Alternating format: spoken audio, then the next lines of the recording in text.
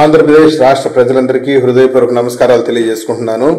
July 3వ తేదీ నుండి వైసీపీ నాయకులు, వైసీపీ కార్యకర్తలు ఇంటింటికి వచ్చి మీ సెల్ ఫోన్లో నుంచి క్యూఆర్ కోడ్ నంబర్లు కనుక అడిగితే తరిమి కొట్టండి. చంద్రబాబు నాయుడు గారి యొక్క మేనిఫెస్టోను గుర్తు చేస్తూ అనేటువంటి కార్యక్రమం పేరుతో మీ ఇళ్లకు వచ్చి మీ సెల్ ఫోన్లో నుంచి క్యూఆర్ కోడ్లు గనక స్కాన్ చేశారంటే మీ ఖాతాలో ఉన్నటువంటి డబ్బులు కొట్టేయడానికి వైసీపీ నాయకులు కుట్ర పన్నుతున్నారు. చంద్రబాబు నాయుడు గారు చేస్తున్న పథకాలు అమలైందా లేదా అంటే అది ప్రజలు అడుగుతారు. మేము సమాధానం చెప్తాం. చెప్పినటువంటి ప్రతి హామీని కూడా అమలు చేసే దిశగా కూటమి ప్రభుత్వం చంద్రబాబు నాయుడు గారి నాయకత్వంలో ముందుకు పోతోంది. వైసీపీ నాయకులు ఇంటింటికి వచ్చి క్యూఆర్ కోడ్లు అడగటం ఏంది? ఇది సైబర్ నేరం కాదా?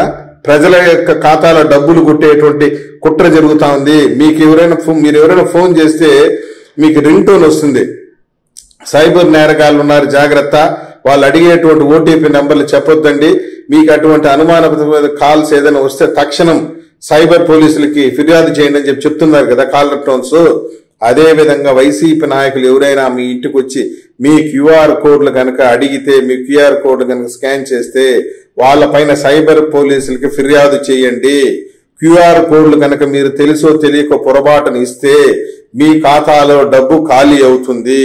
వైసీపీ దొంగల ముఠా ఈ రోజు రాష్ట్ర వ్యాప్తంగా జూలై 3వ తేదీ నుండి ఈ కార్యక్రమానికి శ్రీకారం చుట్టబోతుంది.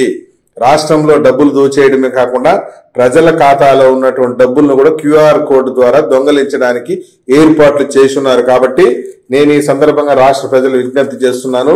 వైసీపీ నాయకులు కనుక మీ ఇళ్లకు వచ్చి మీ యొక్క ఫోన్లో క్యూఆర్ కోడ్లు అడిగితే వాళ్ళని తరిమి కొట్టండి, సైబర్ పోలీసులు ఫిర్యాదు చేయండి.